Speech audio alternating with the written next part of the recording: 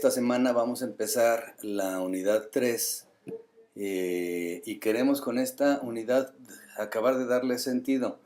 Entendemos que todos a ustedes ahorita se sentirán como conectándose a un montón de cuentas, pero sin saber muchas veces qué hacer, pues ya sea con Twitter, sobre todo con estas dos que son las redes sociales. Hay un supuesto que nosotros asumimos y es que enredarse y aprender implica todo un proceso de habitar estas tecnologías, habitar Internet, aprender a habitarla. Y entonces, para aprender a habitarla, es necesario hacer este recorrido que implica el conocer y trabajar con algunas de las herramientas, pero también junto con eso el tener acceso o ir viendo los medios para tener acceso a otras personas y a fuentes de información que nos van llegando con cierta frecuencia.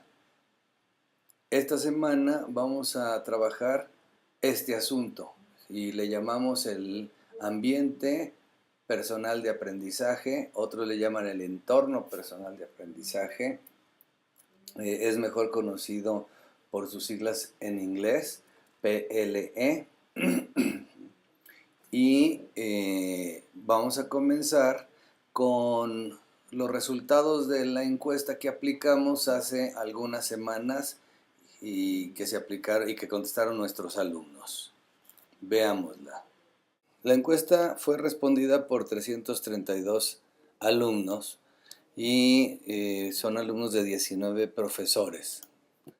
Si se fijan, 61% de los que contestan son hombres. No podemos asegurar que esto sea representativo en tanto que no son las proporciones.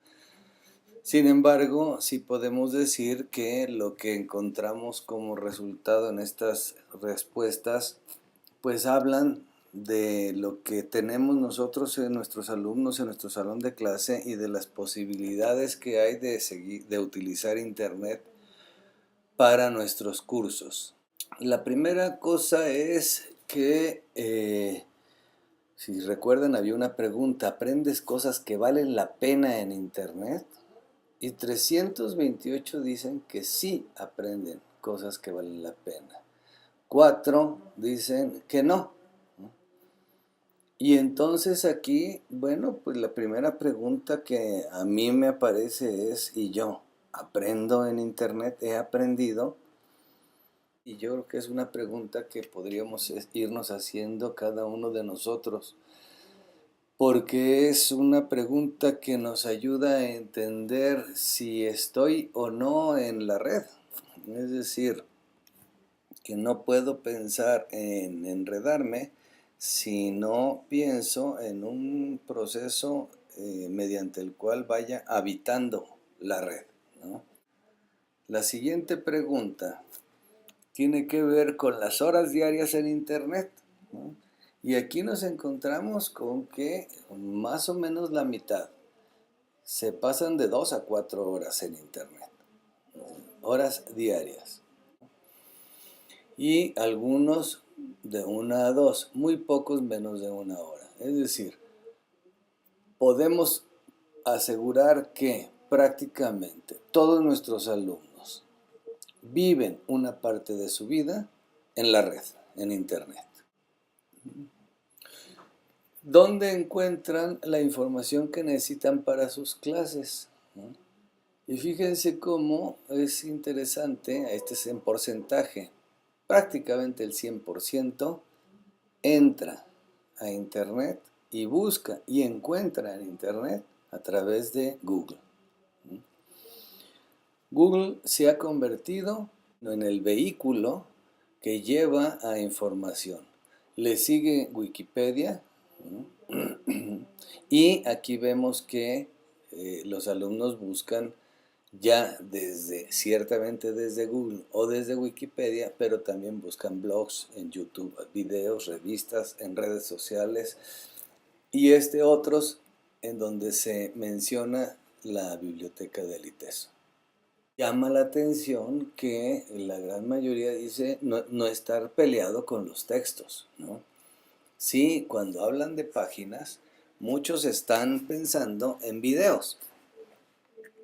La gran mayoría, ya sea videos, imágenes, gráficos interactivos, blogs o conversaciones, pláticas, conferencias, que también son videos, pero no hay un rechazo al formato en texto, ¿no? Esto es interesante, 56% no juegan en internet, ¿no? No quiere decir que no jueguen en la computadora, sino que no están jugando los juegos que se juegan en internet, que son juegos, y esto es lo interesante, que se juegan normalmente junto con otras personas. Y aquí lo que vemos es que hay un 44% que sí juegan esos juegos. Es decir, también internet es un lugar de esparcimiento. Los dispositivos que usan son estos que vemos aquí, ¿no? Y es interesante, el 100% o prácticamente el 100% utiliza un equipo móvil para entrar a la red. Y este es la laptop, ¿no? Pero una buena cantidad lo hace a través de los celulares. Fíjense cómo todos nuestros alumnos tienen una cuenta en Facebook, ¿no? Una tercera parte, un poco más, tienen en Twitter, ¿no? Prácticamente ninguno todavía tiene en Google Plus, ¿no? Entonces, Facebook y Twitter son dos lugares donde ya podemos encontrarlos a nuestros alumnos. De hecho, ya veremos más adelante cómo recomiendan estas redes para contextualizar nuestros cursos. Pero además las redes las usan, ¿no? El principal uso es estar en contacto con mis amigos, ¿no? Aunque también mantenerse informado, publicar o compartir lo propio, ¿no? Y este último que tiene que ver con el primero, enterarme o saber en qué andan los demás, pero también enterarme en qué es lo que está sucediendo en el mundo. Las redes sociales se van convirtiendo en medios de información de lo que va sucediendo. Entre las cosas que les gustan, ¿no? Aparecen sitios, ¿no? Aquí están, son estos sitios los que ellos dicen que les gustan, ¿no? Si entramos a estos sitios, pues entenderemos en qué consiste la vida en Internet que tienen nuestros alumnos, por lo menos una buena parte, ¿no? Podemos asumir que estos sitios son cosas y que el hacer con las cosas pues es parte del hacer en el mundo en general. Y entonces, pues estos son sitios a los que conviene acudir, conocer, manejar, ¿no? Pero además de sitios, hay un conjunto de atributos de Internet que les gusta mucho y que tiene que ver con la facilidad de acceso, con la rapidez, la inmediatez, la sencillez. Para ellos es muy sencillo utilizar prácticamente todo lo que sucede en la red. El modo en que la información está actualizada, lo que llega es lo nuevo, hay una reducción de la distancia con las personas, etcétera, ¿no? Aquí son los atributos de la red que les resultan muy atractivos. Y además de ello, hay un conjunto de actividades que dicen, pues estas son las cosas que les gustan, ¿no? Por ejemplo, el acceder a la información, usar los buscadores, ¿no? En fin, aquí lo pueden ver, interactuar con personas y ver películas en la televisión, en la computadora ya es algo muy común, al igual que escuchar música. ¿Qué hacen en internet? Fíjense, La actividad que más se practica en Internet es la conversación, platicar, ¿no?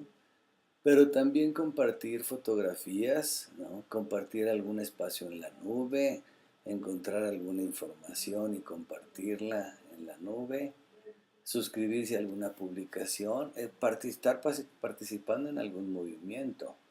Ya en menor cantidad, ¿no? Ver videos o compartir otras producciones o buscarlas, escribir en el blog o como se llama, bloguear, ¿no?